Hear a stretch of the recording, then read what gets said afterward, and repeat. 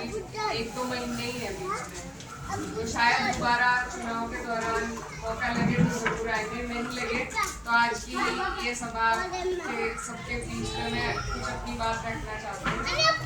अब ये जो चुनाव है, अभी टिकट डिक्लेयर नहीं हुआ किसका रहेगा, कौन सी पार्टी का सिंबल होगा, बहुत सारी बातें हैं जो अभी चल रही हैं और भी लोग प्रयास कर रहे हैं। सभी की कोशिश है, अपने लिए सभी कोशिश करते हैं, अधिकार भी है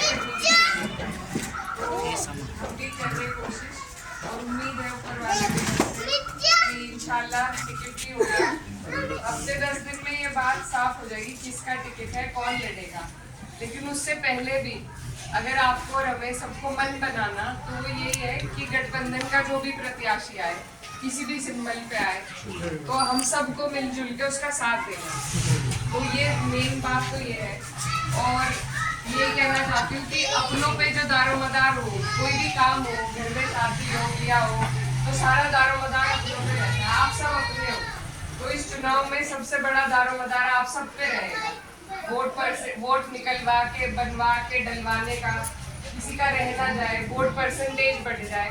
क्योंकि आज जो हमारे देश में, हमारे मुल्क में जो माहौल चल रहा है, बहुत ही गंभीर माहौल है और हमें बहुत चुप आते अपने हक की लड़ाई लड़नी है।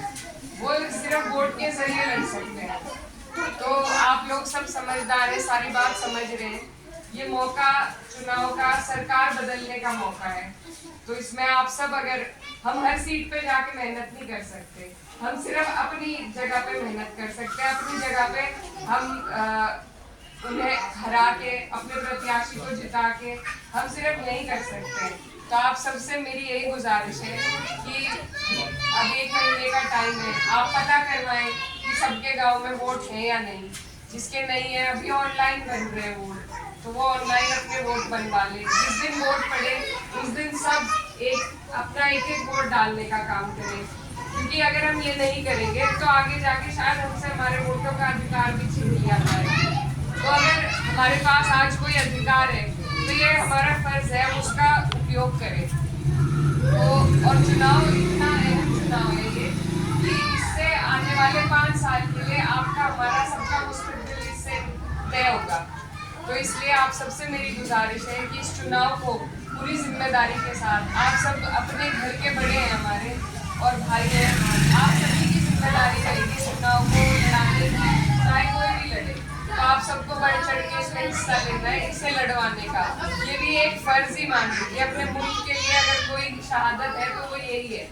तो ये भी हमारे पे फर्ज ही है। तो आप सबसे मेरी यही गुजारिश है कि ऐसे लोगों को चुने जो सबकी बात करें, सबका काम करें, किसी से भेदभाव ना करें। और जितने भी लोग परेशान हो रहे हैं उनके बीच में पहुंचे, उनकी बात सुने, उनके दुख दर्द को बांटे। अभी जो हाल फिलहाल का जो माहौल चल रहा है, जो यहाँ से प्रत्याशी हैं, ना तो किसी के बीच में आते, ना जाते, ना किसी की सुनते, ना कहते, तो फिर क्या फायदा है। अब ये नहीं है कि सिर्फ एक बिरादरी की सुनी जाए या किसी एक बिरादरी की बात कहें। आप कोशिश कर रहे सब में पहुंचने की, हमारा यही प्रयास है, कोशिश है कि हम सब में पहुंचे। सब अपने ही है, 36 की 36 बिरादरी। हम भेदभाव फैलाने वालों में से नहीं। अगर किसी को भी, यहाँ आपके पड़ोस के भी गाँव में किस तरह आस पड़ोस के 36 बिरादरी के लोग रहते हैं, किसी के यहाँ सब कोई परेशानी हो तो सब जाते हैं, कोई नहीं पूछता कि क्या धर्म है, क्या बिरादरी है। वही एक नेता का भी काम होना चाहिए। किसी का धर्म देख के, बिरादरी देख के अगर उसे परेशान हालत में छोड़ रहे हैं तो ऐसे नेता का हक नहीं है कि वो आगे जाके नेतागिरी करे। तो यही बात है, यही ध्यान में रखनी है हमें।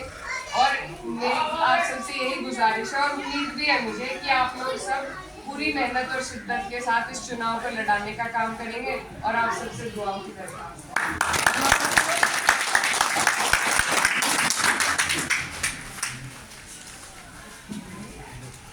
अब आप बताओ किस तरह हम करें मामले को, कुछ सलाह मशवरा, जैसा आप सब पढ़े हैं, पापा जी के टाइम से चुनाव लड़ाते आ रहे हैं।